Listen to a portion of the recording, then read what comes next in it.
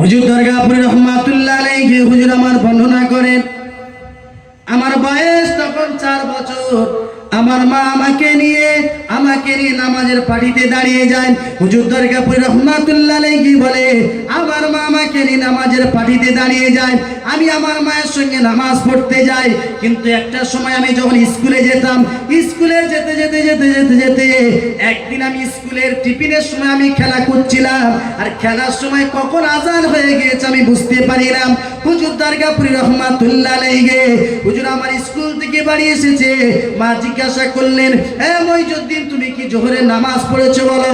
মইজুদ্দিন হামিদ হুজুর বললেন, আম্মা জান কখন জোহরের আজান হয়ে গিয়েছে আমি বুঝতে পারি না। মা কখন আজান হয়ে গিয়েছে আমি বুঝতে পারি না। আম্মা জান কখন আজান হয়ে গিয়েছে আমি বুঝতে পারি না। আম্মা জান, হুজুর দরগাপুরি আম্মা জান বললেন, বেটারে তোর মতো বেটার ভাত রান্না তোর মা করেনি, তুই চলে যা উঠানে চলে যা। গরম রোদে চৈত্র বৈশাখ মাসের রোদ, কঠিন রোদে ওই দরগাপুরীকে দুটো হাতে ইট তুলে দিয়েছে। হে মইজুদ্দিন, তোর হাতে দুটো তুই ইট তুলে নে, তুই যদি দুটো হাতে ইট তুলে না নিস তোর পিঠের চামড়া উঠে যাবে। হুজুর মইজুদ্দিন রহমাতুল্লাহ আলাইহি দরগাপুরী খোলা পতার মাটিতে শুয়ে আছে। হুজুর আমার বলেন, আমি দুটো আস্ত ইট 5 কেজি 10 কেজি ওজন, ওই দুটো ইট নিয়ে গরম রোদে কঠিন রোদে আমি দাঁড়িয়ে আছি। কিছুক্ষণ পরে আমি আর সহ্য করতে পারি না।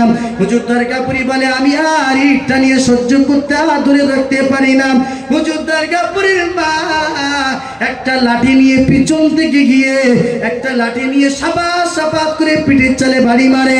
এই তুই ইট আবার তুলে নে। হাত থেকে ইট পড়ে গিয়েছিল বলে আবার ইট দুটো তুলে নিতে বলে। হুজুর দরগাপুরি বলে, আমার চোখ পেটে পানি আসে, আমার চোখ পেটে পানিগুলো যে আমার জামা মুবারক ভিজে যায়। আমার মায়ের মনে একটু দয়া হলো না। আমার মা এত নিষ্পিষান, আমার পাষাণের মতো। আমার মা ওই দুটো ইট নিয়ে আমাকে দাঁড় করে দিয়েছে। 1 ঘন্টা পারে হয়ে গেল, আমি এবার আর ইট ধরে রাখতে পারি না, হাত যন্ত্রণায় ছটফট করছে। মা আবার পিঠের চালে এত মার মেরেছে, পেটের চামড়া ছড়ির সঙ্গে উঠে গিয়েছে। আমি আর সহ্য করতে পারি না, জমিনে লুটিয়ে পড়েছে, আমি আর সহ্য করতে পারি না। হুজুর দরগাপুরি আম্মা জান বললেন, বেটারে উঠে পড়, এবার গোসল করে আয়। গোসল করে এসে এবার তুই নামাজটা আদায় কর। নামাজ আদায় করার উপরে নে, তোর মা বেনামাজির জন্য রান্না করে না। হুজুর দরগাপুরি আম্মা জান বলার সঙ্গে সঙ্গে হুজুর দরগাপুরি ইট দুটো ফেলে দিয়েছে। ইট দুটো ফেলে দেওয়ার পরে গোসল করে নিয়ে এবার নামাজে দাঁড়িয়ে গিয়েছে।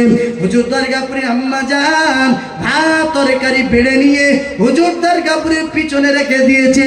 হুজুর দরগাপুরি বলেন, আমি নামাজ শেষ করলাম, জোহরের নামাজ, সালাম ফিরলাম, এপারে সালাম ওপারে সালাম ফিরিয়ে দিয়ে পিছনের দিকে তাকিয়ে দেখলাম আমার আম্মা জান ভাত আমার জন্য রেডি করে রেখেছে।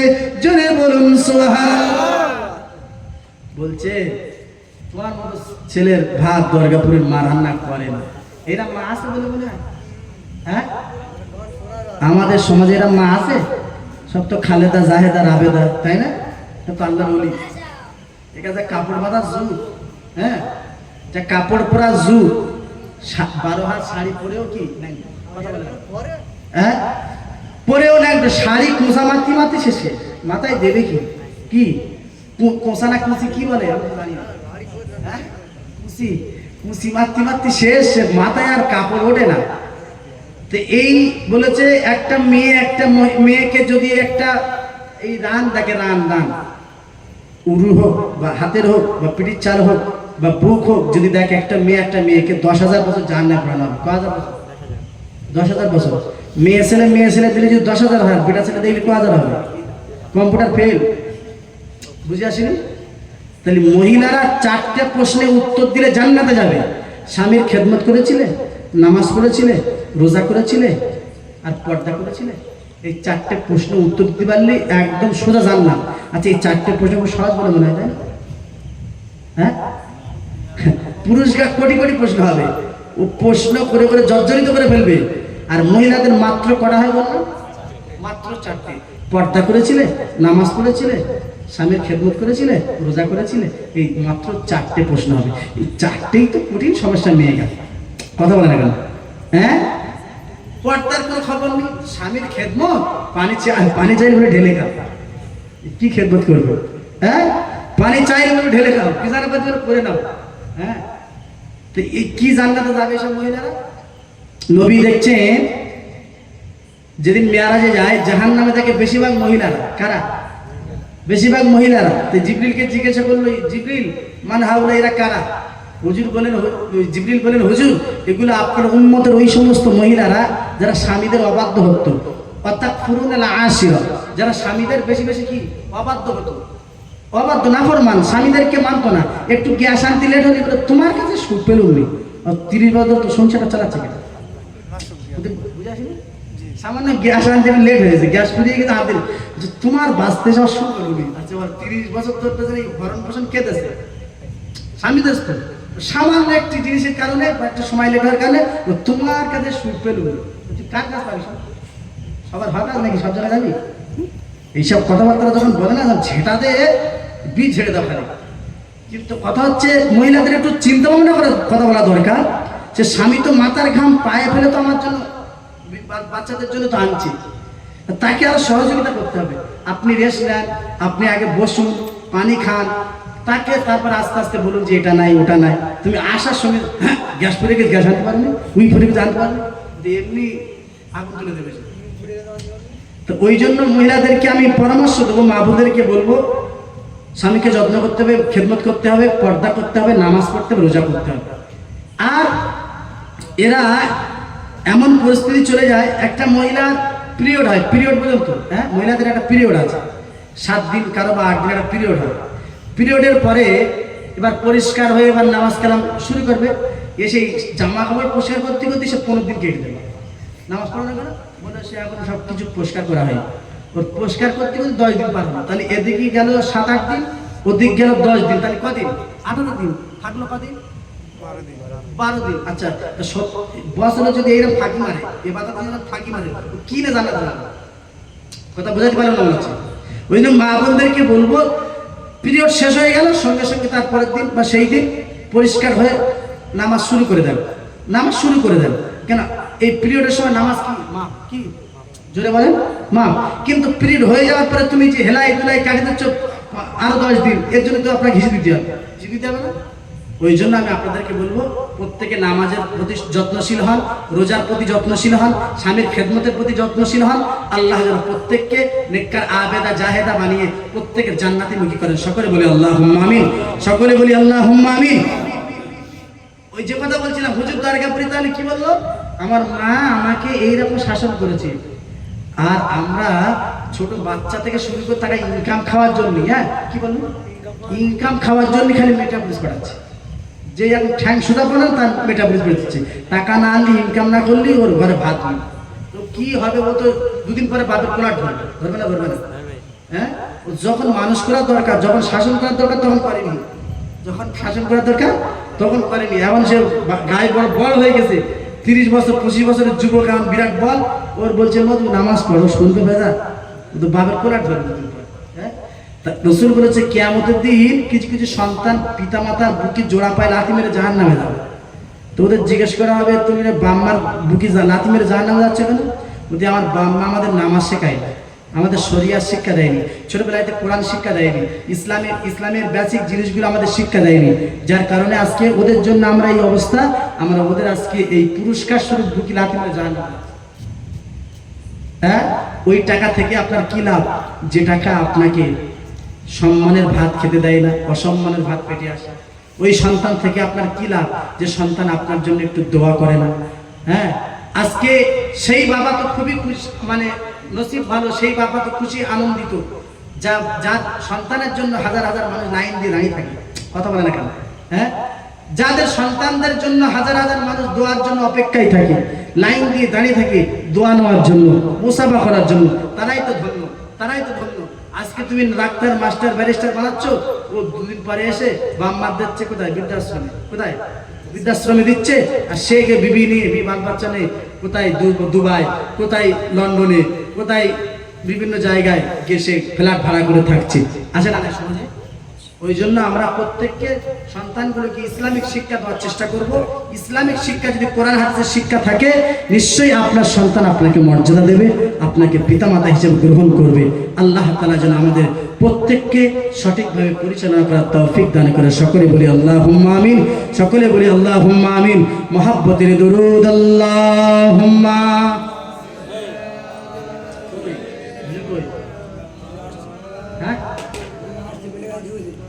বেলেগাছি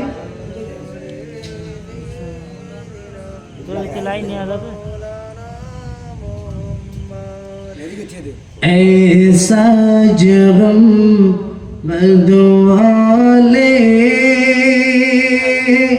मंजूर दुआ करना, जब आते नजर आए दीदार अता करना। ऐसा जगम्बर बने वाले मंजूर दुआ करना, जब आते नजर आए दीदार अता करना। अल्लाहुम्मा सल्ली अला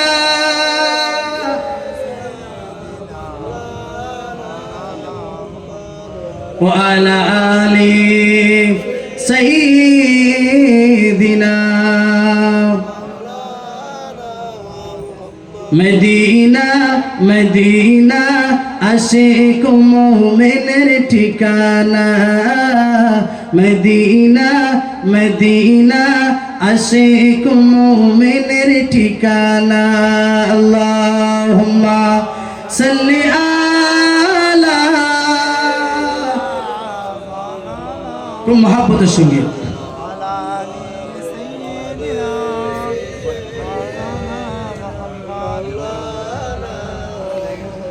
আমার বাবু ভাইরা, যুবক ভাইরা, প্রত্যেককে বলবো আমি নামাজ তো ছাড়বো না।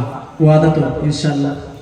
একটু হাত তুলে দেখি, পাক্কা ওয়াদা? মুনাফিকি করবে না, এখন হাত তুলবে পরে পড়বে না, ওই না করবে না, পাক্কা ওয়াদা আমরা নামাজ পড়বো ইনশাল্লাহ। হ্যাঁ, 5 ওয়াক্ত নামাজ পড়বো। দেখো নামাজ ছাড়া রেহাই, নামাজ ছাড়া কারো রেহাই নাই। বাইরেতে বক্তা হলো 2 ঘন্টা ওয়াজ করলো, চলে গেল, এলাকার মানুষ কি হচ্ছে না হচ্ছে কোনো খবর নাই। কিন্তু আমি আপনাদের ইমাম, আপনাদের ঘরের সন্তান হিসেবে বলছি, নামাজ ছাড়বো না, দুর্নীতি করবো না, মিথ্যা, জোরে বলো, মিথ্যা বলবো না। ওই জন্য আমরা প্রত্যেকে যদি নিজেদেরকে চিন্তা করি যে আমার কবরে যেতে হবে, হাসরে যেতে হবে, আমাদেরকে হিসাব দিতে হবে, এই চিন্তা ভাবনা যদি প্রত্যেকের থাকে, নিশ্চয় আমাদের দ্বারা গুনার কাজ হবে না। সকালবেলা উঠবো, প্রতিদিন সকালবেলা উঠে ভাববো আমার দ্বারা কটা গুনার কাজ হচ্ছে আর কটা নেকির কাজ হচ্ছে। এটা যদি নিজে নিজে গুনি না, নিজে নিজে এটা হিসাব রাখি না, ওই বান্দার দ্বারা গুনার কাজ বেশি হবে। এই টেন্ডেন্সি যখন প্রত্যেকদিন তার একটা মাথায় কাজ করবে যে আমি সকাল থেকে কটা গুনাহ করছি আর কটা নেকির কাজ করছি, এই যদি মাথায় থাকে, ওর দ্বারা আর গুনার কাজ বেশি হবে না। যুবক ভাইয়েরা মাথার চুলগুলো ভালো করে কাটবে, এমন করে চুল রেখেছে, চুল কেটেছে, বেধর্মীরা দেখে হাসে। হ্যাঁ, বেধর্মীরা দেখে হাসে যে কি অবস্থায়, সে কেউ মাংসা কাটছে, কেউ ওয়াইফাই করছে এখানে, হ্যাঁ হ্যাঁ, কেউ মোরগ তৈরি করছে, কেউ এখান থেকে পুরো নেড়া, চেটিয়াল ময়দান পুরো নেড়া, ফের মাছ কাটটোর মতো কি সব রেখেছে। আচ্ছা বলুন দেখি, এই চুল অবস্থায় যদি তোমার মরণ হয়, কত যুবক রাস্তায় পড়ছে না, বাইকের অ্যাক্সিডেন্টে, হ্যাঁ, নদীতে, বিভিন্ন জায়গায়। এই চুল অবস্থায়, এই কাটিং, বিভিন্ন ইহুদি খ্রিস্টানদের কাটিং, এই চুল কেটে যদি তোমার মরণটা হয়, আর ওই অবস্থায় কবরে দেবে, তোমার কি চুল চেঁচে কবরে দেবে? যে অবস্থায় মরবে ওই অবস্থায় কবরে দেবে। আর রসুল যখন আসবে, রসুলকে যখন দেখানো হবে, মানে হাজার রসুল বৈশাখী, এই কবরে মানুষটা যে রাখা আছে, মানুষটা কে? ও তখন কি বলবে? প্রসঙ্গজি, চিরঞ্জি, চিনতে পারবে রসুল্লাহ? কেন? ও তো রসুলের সঙ্গে কোনো সম্পর্ক ছিল, রসুলের সুন্নতের সঙ্গে সম্পর্ক ছিল। ও তখন সেই খেলোয়াড়দের নাম বলবে, বলবে না? কেন? মান তাশাব্বাহা বিকওমিন ফাহুয়া মিনহুম, যার সঙ্গে যার চলাফেরা, ওঠা বসা মিলে যাবে, তার সঙ্গে তার হাসর নাজর হবে। তো রসুল্লাহ সুন্নতের জীবনে ধার ধরেনি, তো ও কি বলবে এটা রসুল্লাহ? চিনতে পারবেন, ও সেই খেলোয়াড়দের নাম বলে দেবে, মেসি কোথায়, এইসব বলে দেবে, আর উনি বাটাম পড়বে। আচ্ছা বলেন, ও যদি সুন্নতে নাবাবি রসুলের সুন্নাত যদি ও ভিতরে বাস্তবায়ন করতো, রাসূলুল্লাহর সুন্নাত যদি সে জিন্দা করত, রাসূল বলেছেন মান ইয়াইশকু মিনকুম ফাসায়ারা ইখতিলাফান কাসীরা ফাবিসুন্নতি ওয়া সুন্নাতিল খুলাফাই আর রাশিদিন আল মাহদিয়্যিন। তোমাদের ভিতরে যখন কোনো মতনৈক্য হবে, কোনো সমস্যা হবে, তখন তোমাদের ভিতরে যারা দিনদার আলেম, খোদাভীরু আলেম, তাদেরকে অনুসরণ করো। এখন দিনদার খোদাভীরু আলেম কারা? মুজাদ্দিদ জামান, আমিনুশ শরিয়া, দাদা হুজুর পীর কেবলা রহমাতুল্লাহ আলাইহি, তার 5 কলিজার টুকরো বসিরহাটে আল্লামা হুজুর পীর কেবলা রহমাতুল্লাহ আলাইহি, এনারা হলেন দিনদার খোদাভীরু আলেম, তাদেরকে ফলো করতে হবে। জোরে বলো সুবহানাল্লাহ। কিন্তু রাসূল বলেছে যদি এমন একটা সময় আসবে সুন্নত বিলীন হয়ে যাবে, দস্তরখানা, এখন আমাদের বাড়িতে দস্তরখানা উঠে গেছে তাই না? এখন চেয়ার টেবিলে বিভিন্ন কায়দাবাজি হচ্ছে না ভাই? হ্যাঁ, দস্তরখানা উঠে গেছে। ওই জন্য দস্তরখানা আপনার বেচাবার চেষ্টা করবেন, খাওয়ার আগে মেসাক করার চেষ্টা করবেন। হ্যাঁ, সুন্নাতগুলো আপনারা হাতের নখ কাটবেন, চুল ভালোভাবে সুন্নাত তরিকায় কাটবেন, দেখবেন রাসূলুল্লাহ তোমাকে সুপারিশ করবে। জোরে বলো সুবহানাল্লাহ।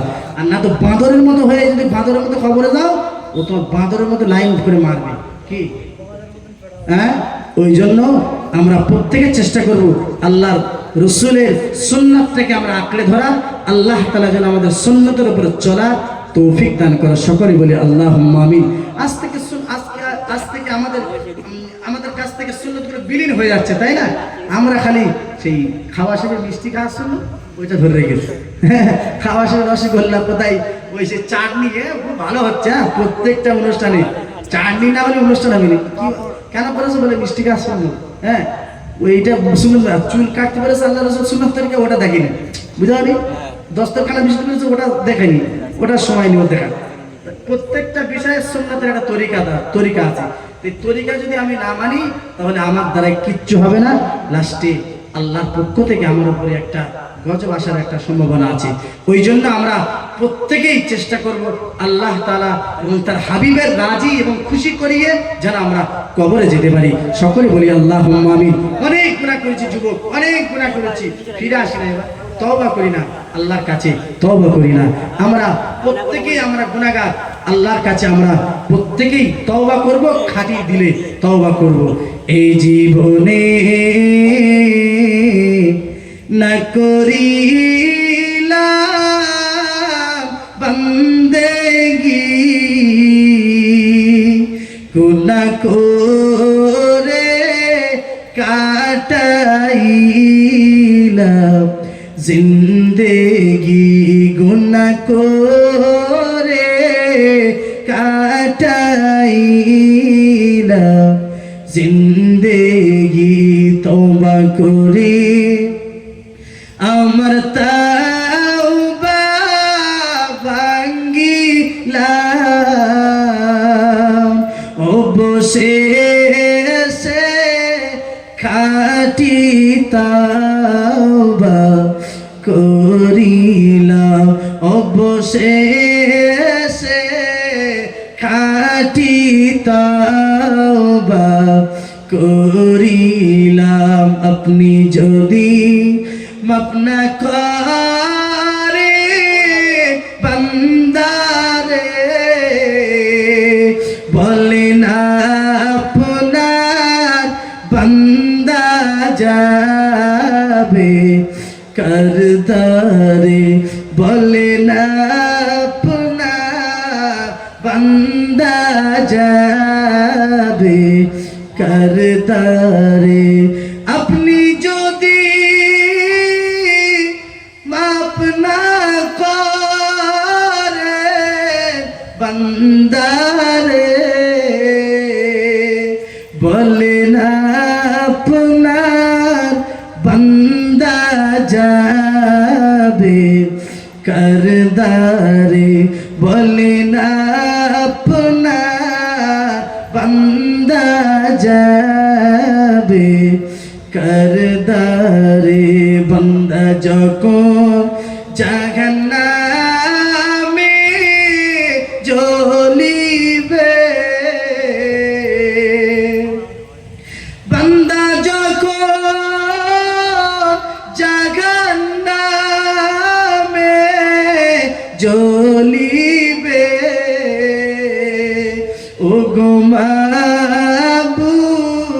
কেমনে চাইয়া দেখিবে ও গো মাবুদ কেমনে চাইয়া দেখিবে জীবনে না করিলাম বন্দেগি গুনাহ করে কাটাইলাম জিন্দেগি গুনাহ করে কাটাইলাম জিন্দেগি বান্দা যখন জাহান্নামে জ্বলিবে ও গো মাবুদ কেমনে চাইয়া দেখিবে ও গো মাওলা কেমন করে দেখিবে জীবনে না করিলাম বন্দেগি গুনাহ করে কাটাইলাম জিন্দেগি। আল্লাহ তাআলা যেন আমাদেরকে প্রত্যেককে ক্ষমা করে দেন। সকলে বলি আল্লাহুম্মা আমিন। সকলে বলি আল্লাহুম্মা আমিন। মুহাব্বতের দরুদ আল্লাহুম্মা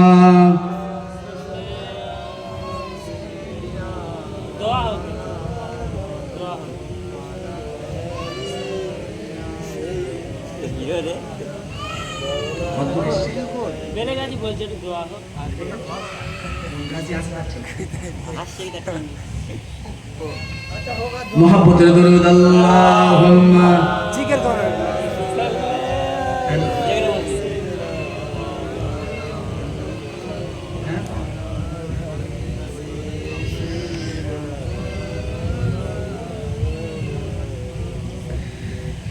আমার এই কণ্ঠে তুমি কোরআনের বাণী তুলেছ, বুকে তেরাজ তুমি কোরআনে স্থান দিয়েছ। আমার এই কণ্ঠে তুমি কোরআনের বাণী তুলেছ, বুকে তেরাজ তুমি কোরআনে স্থান দিয়েছ। এত কেন ভালোবাসো মালিক আমায়, কি করি শুকুর তার করি আদায়। এত কেন ভালোবাসো মালিক আমায়, এত কেন ভালোবাসো মালিক আমায়। পৃথিবীর দিকে দিকে ওজুদ হৃদে, কণ্ঠে আমায় ভাসে তোমার গীতে। সুবহানাল্লাহ বলেন। পৃথিবীর দিকে দিকে ওজুদ হৃদে, কণ্ঠে আমায় ভাসে তোমার গীতে। তৌফিক তোমার নিয়ামত বেশুমার, তৌফিক তোমার নিয়ামত বেশুমার। আমি কেঁদে কেঁদে যাই বেকুল, এত কেন ভালোবাসো মালিক আমায়, এত কেন ভালোবাসো মালিক আমায়। আমার এই কণ্ঠে তুমি কোরআনের বাণী তুলেছ, বুকে তেরাজ তুমি কোরআনে স্থান দিয়েছ। আল্লাহ তাআলা যেন প্রত্যেককে কোরআন শেখার তৌফিক দান করে। সকলে বলি আল্লাহুম্মা আমিন। প্রত্যেকের কোরআন শেখা এবং কোরআন বোঝার তৌফিক দান করেন, কোরআন অনুযায়ী চলা যেন আল্লাহ তৌফিক দান করে। সকলে বলি আল্লাহুম্মা আমিন।